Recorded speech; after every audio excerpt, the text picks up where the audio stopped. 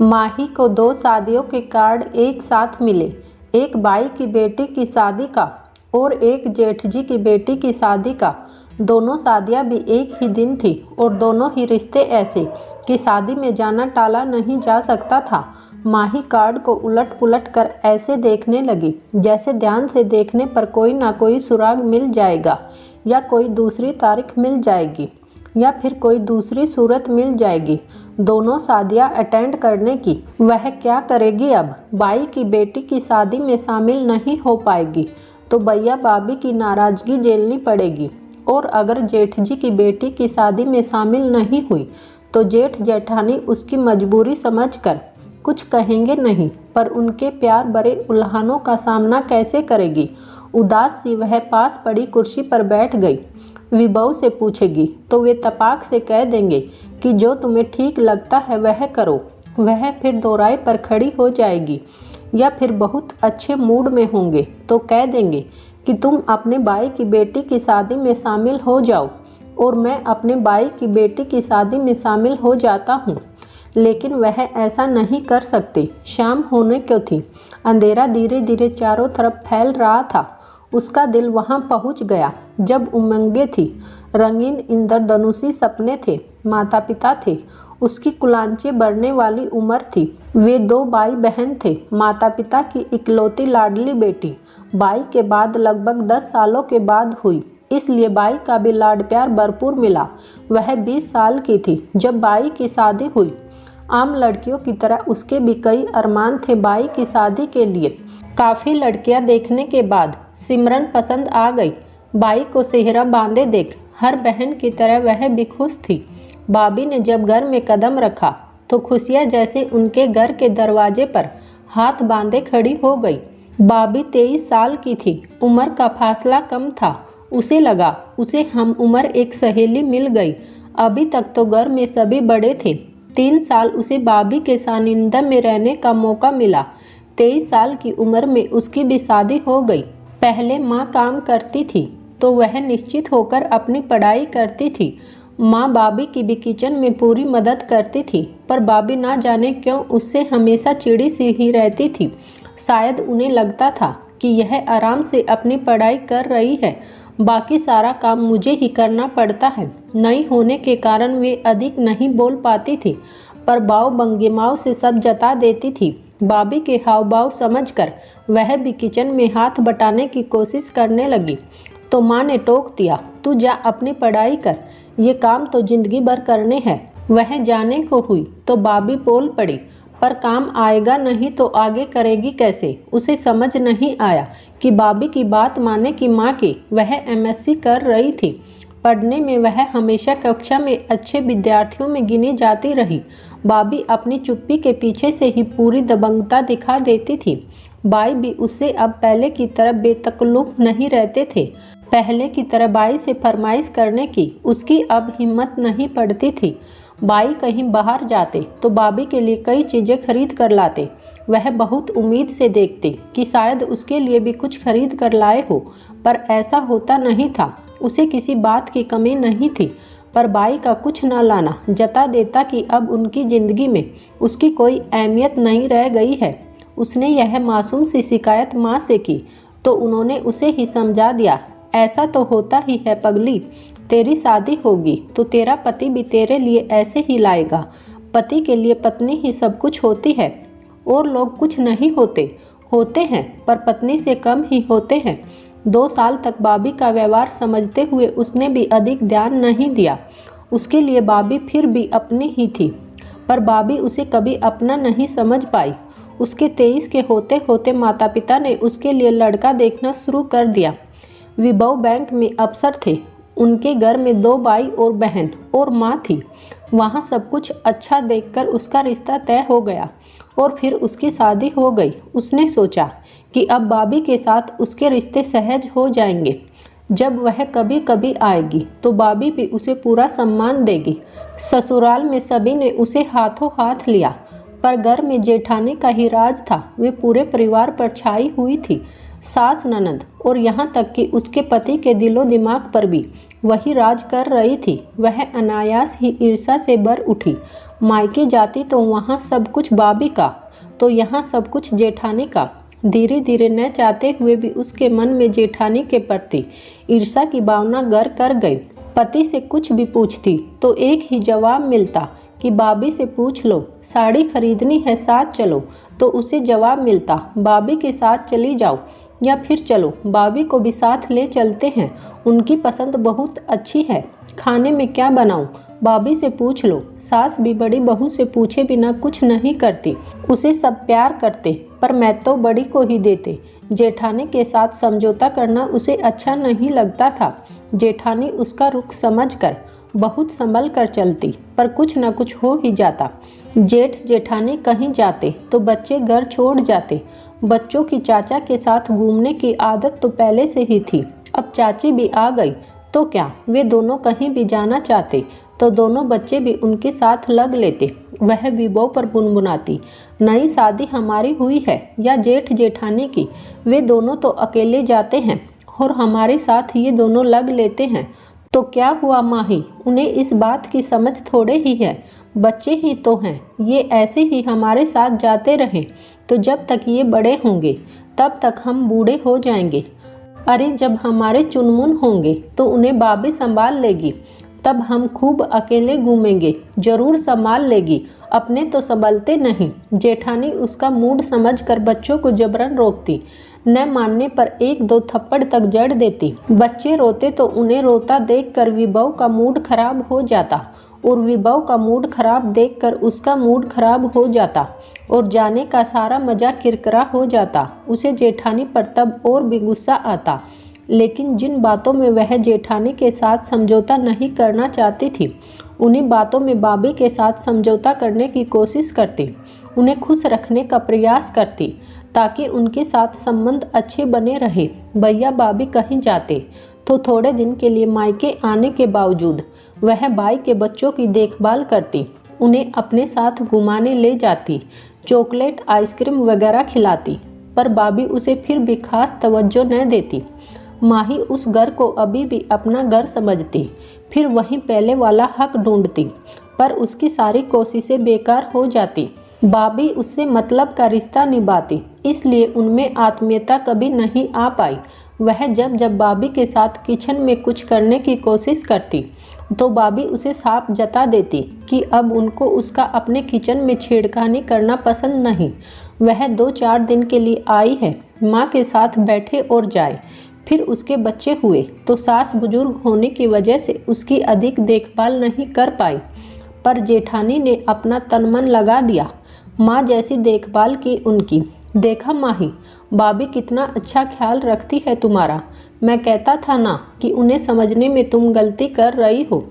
जेठानी की देखभाल से वह पिघलने को होती तो विभव की बात से जल बुन जाती। पहले बच्चे के समय जब माँ ने बार बार कहा कि अब थोड़े दिन के लिए मायके आ जा, तो 1.25 महीने के बच्चे को लेकर वह मायके चली आई। विभव से कह आई कि बहुत दिनों बाद जा रही हूँ, इसलिए आराम से रहूँगी, तुम्हें तो वैसे भी मेरी ज़रूरत नहीं है। जेठानी ने जाने की बात सुनी तो मना किया, तुम अभी कमज़ोर हो माही, खुद की और बच्चे की देखभाल नहीं कर पाओगी, यहीं रहो, थोड़े महीने बाद चली जाना।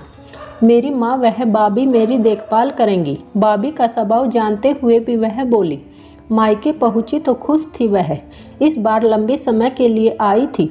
जब घर पहुँची तो भावुक होकर माँ और भाभी से मिलना चाहा, पर भाभी का उखड़ा मूड देखकर उत्साह पर पानी फिर गया।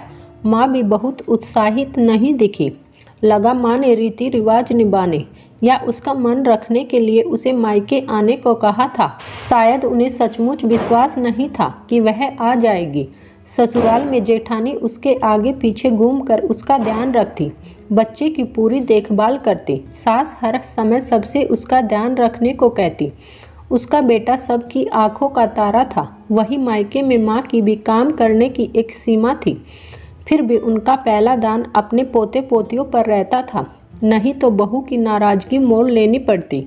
भाभी को तो उसकी देखभाल से मतलब ही नहीं था। जो खाना सबके लिए बनता वही उसके लिए भी बनता।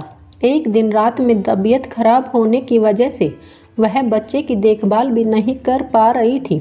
माँ ने रोते हुए बच्चे को उठा लिया, पर उसका पेट दर्द रुक नहीं पा रहा था। माँ ने हारकर उसके बाई के कमरे का दरवाज़ा खटखटा दिया। बहुत मुश्किल से बाई की नींद खुली। उसने दरवाज़ा खोला। बेटा, माही की तबीयत ठीक नहीं है, पेट में दर्द हो रहा है। क्या माँ, तुम बिना छोटी छोटी बातों के लिए जगा देती हो? अरे परहेज वगैरह तो वह कुछ करती नहीं, हाजमा बिगड़ गया होगा, कोई दवाई दे देती, बेकार में नींद खराब कर दी। सब कुछ करके देख लिया बेटा, पर दर्द रुक नहीं रहा। तो दर्द की कोई गोली दे दो, इतनी रात में मैं क्या कर सकता हूँ। और तुम भी माँ, कहाँ की जिम्मेदारी ले ली, उसे अपने घर भेजने की तैयारी करो, उनकी जिम्मेदारी है वही संभाले। सो जाओ, अभी सुबह देखेंगे, कहकर बाई ने दरवाज़ा बंद कर दिया। माँ लौट आई। ना माही ने कुछ पूछा, ना माँ ने कुछ कहा। उसने सब कुछ सुन लिया था। सारी रात वह दर्द से तड़पती रही। माँ सिराने बैठी रही, पर बाई बाबी ने सहानुभूति जताने की कोशिश भी न की। सुबह पेट दर्द कम हो गया, पर तबीयत फिर भी ठीक नहीं थी। लेकिन भैया बाबी ने यह पूछने की जहमत नहीं उठाई कि रात में तबीयत ठीक नहीं थी, अब कैसी है। वह सोच रही थी कि उसकी इतनी तकलीफ में तो ससुराल में रात में पूरा घर हिल जाता, यहाँ तक कि बच्चे भी उठ कर बैठ जाते। यहाँ माँ के अलावा सब सो रहे थे। सोचते सोचते उसका मन बारी सा हो गया। किस मृग तृष्णा में बंधी हुई वह बार बार यहाँ आती है और भैया बाबी के द्वारा अपमानित होती है। क्या खून के रिश्ते ही सब कुछ होते हैं? जेठ जिठानी उस पर जान छिड़कते हैं, लेकिन वह उन्हें अपना ही नहीं समझ पाती। उल्टा चाहती है कि उसका पति भी उन्हें अधिक तवज्जो न दे। वह बिस्तर पर गमगीन सी बैठी हुई थी, तभी माँ चाय लेकर आ गई। माँ ही रात की बात से दुखी होगी, यह तो वे जानती थी, पर उनके हाथ में था भी क्या। क्या हुआ माही, अब कैसी तबीयत है तेरी? माँ स्नेह से उसका सिर सहलाते हुए बोली, अब ठीक है माँ, आपको भी रात भर सोने नहीं दिया मैंने। अरे कैसी बात कर रही है तू? अच्छा चल, मुंह हाथ धो ले और चाय पी ले। माई चुपचाप चाय पीने लगी। माँ ने अपना कप उठा लिया। दोनों चुप थी, पर दोनों के दिल भैया बाबी की बातों से परेशान थे। माँ, मेरी तबीयत अगर ऐसी ससुराल में खराब होती तो मेरे जेठ जेठानी सारा घर सिर पर उठा लेते। अचानक माँ ही बोली तो माँ समझ गई कि माँ ही क्या कहना चाहती है। वे धीरे से उसके पास खिसक आई। माही, तू जिन रिश्तों की जड़ों को सींचना चाह रही है वे खोखली हैं, सूखी हुई हैं बेटा। खून के रिश्ते ही सब कुछ नहीं होते। जितनी कोशिश तू अपनी बाबी के साथ बनाने की करती है, उसका अंश मात्र भी अपनी जेठ जेठानी के साथ करेगी तो वे रिश्ते लहला उठेंगे। जो रिश्ते तेरी तरफ कदम बढ़ा रहे हैं उन्हें थाम, उनका स्वागत कर। जो तुझसे दूर भाग रहे हैं उनके पीछे क्यों भागती है? माँ उसके और अपने मन के जज्बातों को सबक देते हुए बोली, ये तेरी मृग तृष्णा है। कभी न कभी बाबी तेरे प्यार को समझेगी और तेरी तरफ कदम बढ़ाएगी। कुछ लोग प्यार की भाषा को कभी नहीं समझ पाते, पर तू प्यार की कीमत समझ माही। अपने जेठ जेठानी के प्यार को समेट ले। वही है तेरे भैया बाबी जो तेरे सुख दुख में काम आते हैं, तेरा ख्याल रखते हैं, तेरे अच्छे बुरे व्यवहार को तेरी नादानी समझकर बुला देते हैं। माँ उसे पहले भी यह बात कई बार समझाना चाहती थी। उसके प्यार का बहाव ससुराल की तरफ मोड़ना चाहती थी, पर माई समझना ही नहीं चाहती थी। पर आज पता नहीं क्यों माँ की बात समझने का दिल कर रहा था। उनकी बातें उसके अंतर्मन को छू रही थी। माँ चली गई तो वह अपने आप में गुमसुम सी हो गई। जब उसका गाल ब्लैडर की पथरी का ऑपरेशन हुआ था, तब भी कैसे सास और जेठ जेठानी ने दिन रात एक कर दिया था और भैया भाभी ने बस एक फ़ोन पर अपने कर्तव्यों की इतिश्री कर ली थी। जेठ जेठानी ने तन मन धन लगा दिया था। ननद भी ऑपरेशन के समय 2 दिन के लिए उसके पास आ गई थी। आज पिछली सारी बातें जैसे साफ हो रही थी। उसकी आंखों पर पड़ा भरम और मोह का पर्दा हट रहा था। आज पहली बार वह समझ रही थी कि जो उसे अपनाना चाह रहे थे उन्हें वह ठुकरा रही थी, और जो उसे ठुकरा रहे थे उन रिश्तों के पीछे वह भाग रही थी। सच वे भी तो भैया भाभी हैं जिनसे उसे प्यार मिलता है। उसके न सही, उसके पति के हैं तो उसके भी हैं। वे रिश्ते भी तो उसके अपने हैं। वह उठकर चुपचाप सामान पैक करने लगी। तभी माँ कमरे में आई। क्या कर रही है माही? उसे सामान पैक करते देखकर माँ बोली, अपने घर जा रही हूँ माँ, अपने भैया भाभी के पास। माँ चुप हो गई। दोनों माँ बेटी बिना शब्दों के कहे भी एक दूसरे के दिल की बात समझ गई थी।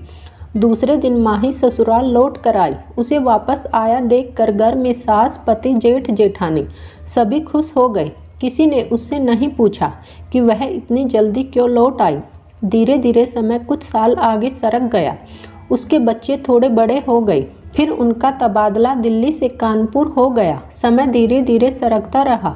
माता पिता, सास का साथ समय के साथ छूट गया। माँ के जाने के बाद मेरठ जाना बंद हो गया, लेकिन दिल्ली जेठ जेठानी के पास त्योहार वह छुट्टियों में आना जाना बना रहा।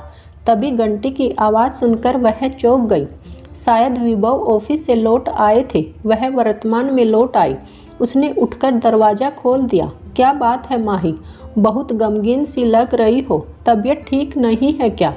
विभव उसे इस कदर उदास देखकर बोले, नहीं कुछ नहीं, सब ठीक है। दिल्ली से सोनिया की शादी का कार्ड आया है, जाने की तैयारी करनी है, रिजर्वेशन कराना है, यही सब सोच रही थी। वह उत्साहित होते हुए बोली, और यह दूसरा किसका है? विभव दूसरा कार्ड उठाते हुए बोले, यह मेरठ से आया है। माही लापरवाही दिखाते हुए बोली, आप बैठ कर देख लो, मैं चाय बनाकर लाती हूँ। कहकर माई उठकर किचन में चली गई। थोड़ी देर बाद 2 कप चाय बनाकर ले आई। अरे यह तो साले साहब की बेटी की शादी का कार्ड है, वहाँ भी तो जाना होगा, तुम वहाँ चली जाओ। मैं नहीं, माई बीच में ही बात काटती हुई बोली, वहाँ आप उपहार भेज देना, हम दोनों ही दिल्ली जाएंगे और थोड़े दिन पहले जाएंगे, क्योंकि शादी में मदद भी तो करनी है। माही पूरे आत्मविश्वास से बोले और शांत भाव से चाय पीने लगी। विभव ने चौंक कर उसकी तरफ देखा, सब कुछ समझा और चुपचाप चाय पीने लगे। समझ गए कि प्यार और स्नेह के रिश्ते खून के रिश्तों पर भारी पड़ गए हैं। आपस में प्यार और विश्वास नहीं तो खून के रिश्तों के धागे भी कच्चे पड़ जाते हैं। इसलिए परछाइयों के पीछे भागने के बजाय हकीकत को अपनाना चाहिए। उम्मीद है दोस्तों आपको हमारी कहानी पसंद आई होगी, तो प्लीज़ वीडियो को लाइक और चैनल को सब्सक्राइब जरूर कीजिएगा। कहानी को पूरा सुनने के लिए आपका बहुत बहुत धन्यवाद।